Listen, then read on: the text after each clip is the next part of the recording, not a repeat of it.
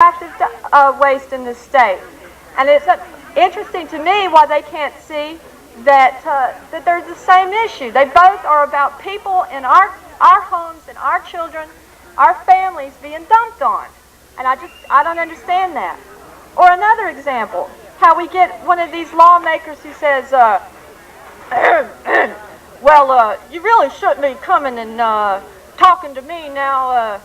It's really that other county that's your enemy. If you just fight them, and then you won't have this here landfill or this here incinerator. They're the ones that are your real enemies. And I just begin to wonder, why do these politicians want to pit friends and neighbors against one another? Well, I think I know why. I think I figured it out. It's because they know what we can do when we're united. They know that it is just a very simple thing for us to go to the ballot box and vote them out of a job.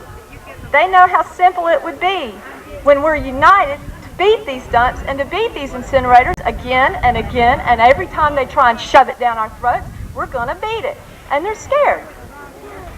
They try to make us fight one another, I suppose, so that we won't remember, they think, that they're the ones that got us in this mess in the first place.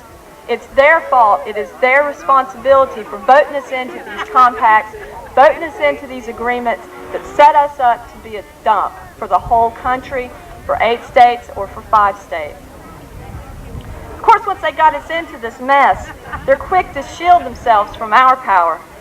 They turn over all their decision-making powers to the Waste Management Authority or the Waste Management Commission, which are non-elected bodies, and they have the power to take our land and our tax money and use it to benefit a private, for-profit business as it builds dumps which turn around and ruin our land and our hopes for our children.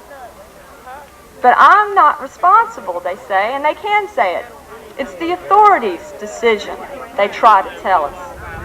Then the authority sets up the system, which our so-called representatives approve, where they can make decisions, and there isn't a darn thing that our local government, that our county commissioners can do about it. If they want to put a landfill, or if they want to put an incinerator in this county, they say they can do it. But I got news for them. There's plenty that we can do. In other states, Massachusetts and Maine, for example, before they want to site a dump or an incinerator, they have to go to that county and they have to have the voters say, yeah, we want it, or no, we don't want it. And that's the kind of power we need here. We need to have the power to say, hell no, we don't want this. We don't want this dump. It's called local veto power. It's the power to say no. They say that we can't have that in North Carolina. It's just politically not possible. Well, miracles happen in election years, and that's what we got facing us right now. We've got elections coming up this fall. Anyone who thinks that we can't have a state law giving us the right to control our own lives and protect our communities is in the wrong line of work. And we can tell them so with our vote. We're trying to have some registrars here this afternoon if we can get some folks registered to vote, if anyone isn't. And this fall, we're all going to have a chance to say, we will have the power to say no. We will have a local veto. We will have a chance to vote for the candidate who vows to give us back the power that was rightfully ours to begin with. The Rural Advancement Fund is going to see to it that we have that power, and every voter here will see to it that we have that power. It's good to see us united. Keep up the fight.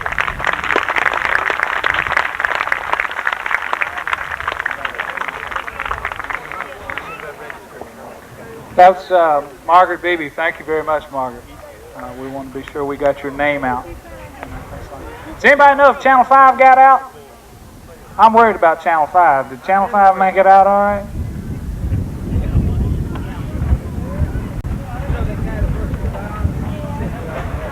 Evidently they did. So,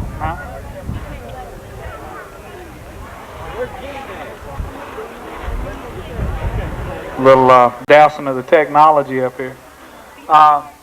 Want to remind you all, we've got plenty of this delicious Sammy Parrot chicken up here. And we got takeout plates, and if you'd love to take some home, I intend to take some home with me for supper tonight. It's delicious. We got plenty of it, so y'all please come on up and enjoy it. Also want to point out that we have Danny Arnold out here, who's the hazardous waste opposition fleet, scooting back and forth over here. He's our power squadron, and it's good to see somebody out on the water. We have with us today a man named John Pike, and he was a well-known local Granville County attorney, quietly going about his daily business of practicing law until 3 months ago when the state of North Carolina decided to choose his backyard as a finalist in a hazardous waste lottery that nobody cares to win. In a moment of inspiration, he seized upon a plan to involve the state in a nightmarish tangle of notifying 8,000 plus new landowners of property at the Oxford Belltown site. So ladies and gentlemen, would you please welcome the great land grab artist himself, John Pike.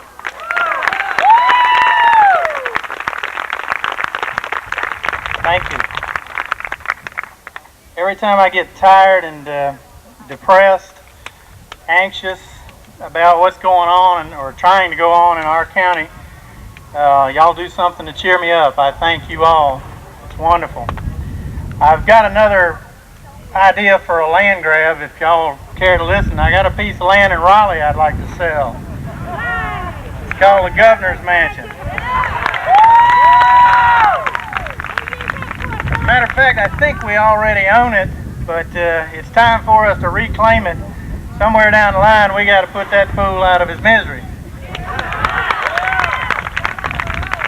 If I may, I'd like to give y'all a time sequence. Some of y'all may have seen the editorial that appeared on Channel 5 a couple of nights ago, Giles Lambertson, who said that we were acting in bad faith. Well, tomorrow at noon, I get to tell him who really is acting in bad faith, and I get my shot at Governor Martin. It's only 1 minute and 16 seconds, but I'm going to try to make it count, so if you want to watch, it'll be on about 6:30 tomorrow night. That's what's happening tomorrow. Yeah, we'll tell them who's acting in bad faith, who's been acting in bad faith for about 6 years now, trying to trash us, and we don't want it. That's going to happen tomorrow. On Wednesday, I'm sure y'all would like to know, on Wednesday, the consulting firm of Woodard & Clyde, who was hired by the county to survey the site here in Granville County, is going to respond to PEI, who was hired by the state of North Carolina.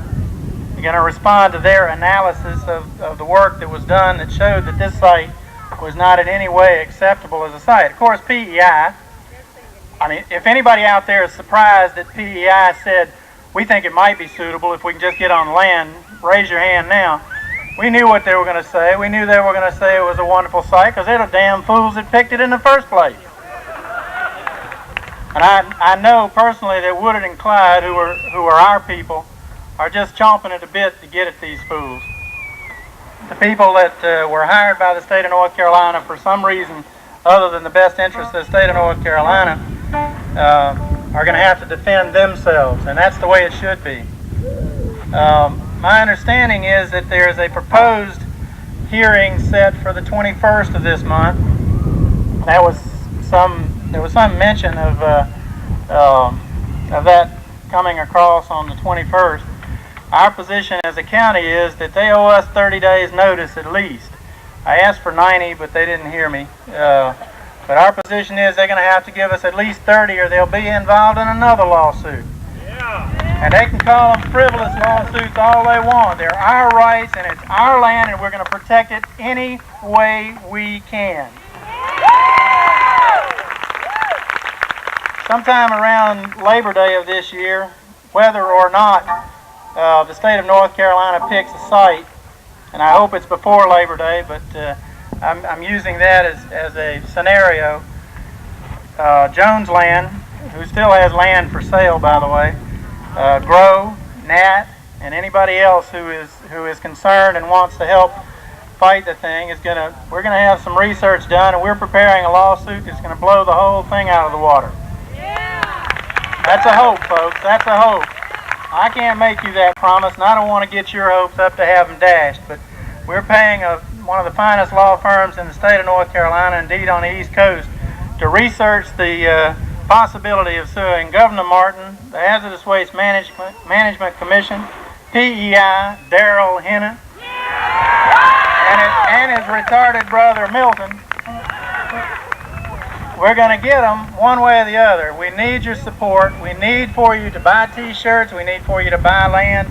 We need for you to support GROW in whatever way, shape, or form you can. For God's sake and for our children's sake, keep the faith, raise money, and raise hell. Thank you very much.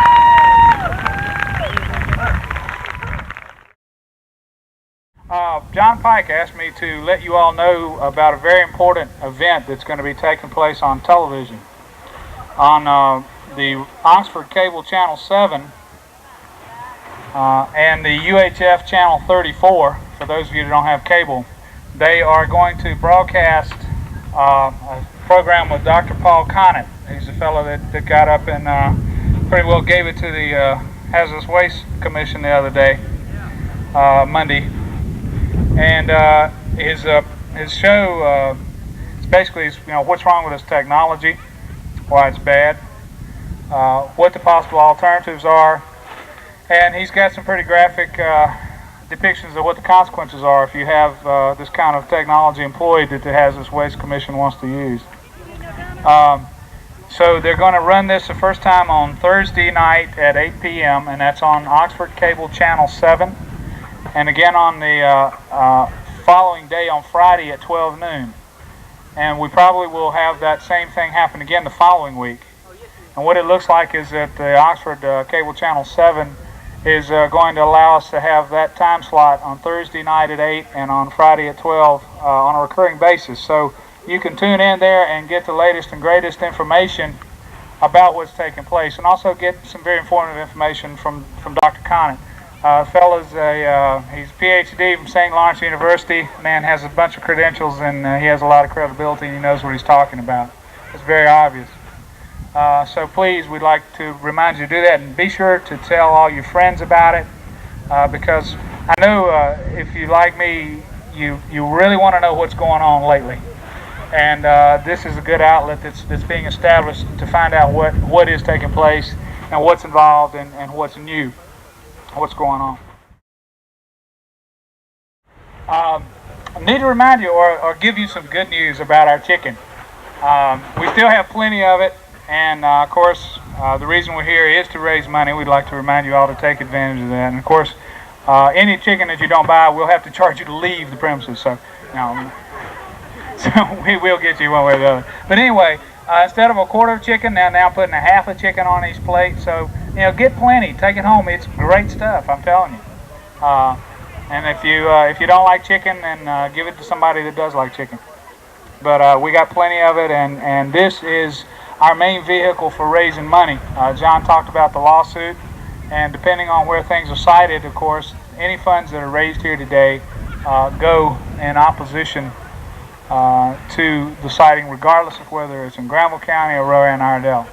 So we want to make that very clear and encourage you to enjoy this fine eating that we have for you here today.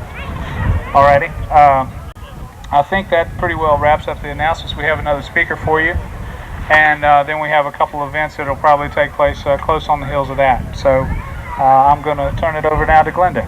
Thanks a lot. Well, we have with us another veteran of the waste wars who's been busy in Anson County fighting Carolina Solite for the last 3 years. She's president of the citizens group called Anson County CACTUS, and she's a staff member of BREDL, which is the Blue Ridge Environmental Defense League.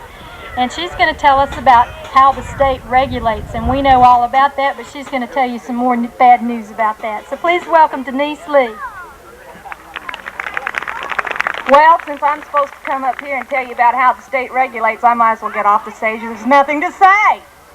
So, I am from Anson County, and our county borders Stanley County, where Carolina Solite, which is the largest importer of hazardous waste in the state of North Carolina, operates. They are a hazardous waste incinerator, but they come under a loophole from RCRA permitting because they use the hazardous waste for fuel to make a product. The product that they're making in regards to Anson and Stanley County is they're making pollution. Mooresville Regional Office, which is the office that is in charge of monitoring Carolina Solite, is the same office that has been or had been supposedly monitoring Caldwell systems.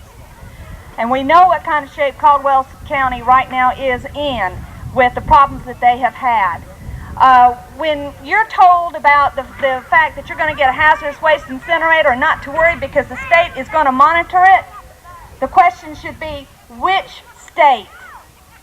It can't be the state of North Carolina and us be able to depend on them to look after our health. Mooresville Regional Office has 918 facilities that they are in charge of monitoring. They have 3 field inspectors. Carolina Solite recently did some modification. They operate 4 different kilns that they burn hazardous waste in. The state came in and they made them do some different changes and improvements in their equipment. The problem is Carolina Solite has only improved 1 kiln out of the 4 that they use. In May, the 15th through the 19th, the state came down and did a stack test at Carolina Solite. I don't know if y'all have probably seen some of the ads, the newspaper clippings in the paper about Carolina Solite, and the fact that the state is now looking at them after the citizens complain. Well, the stack tests that were done on kiln number 8, which is the kiln that stacked that the modifications had been done on, this is some of the things that they found. They found 17 heavy metals were detected coming out of this stack. During the stack test, kiln number 8 burned 306 gallons of hazardous waste. Now remember, the tests that were done on this kiln were done under optimum conditions and after modification and equipment update had been done. Alright? What they did is they compared coal with the hazardous waste. In stack number 5, they burned the coal. What it shows in these tests is this, that of the 62,624,000 pounds of hazardous waste incinerated at Carolina Solite in 1989, 103,000 pounds of heavy metals went into the air. Now this is what our state is allowing. This is what our state says meets criteria, it meets the standards. I'd like to know where the senators are that represent the citizens of Anson and Stanley County, Senator Condor, Senator Plyler. Where are they? Where are the county commissioners in Stanley County in protecting these citizens? That's not happening, and nothing will happen throughout the state for the citizens until we start putting the pressure behind our representatives. We've got to get behind them.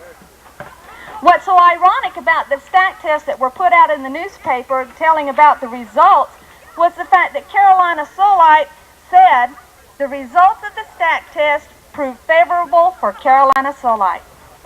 Now, with results of showing how much of these metals were released into the air, is it because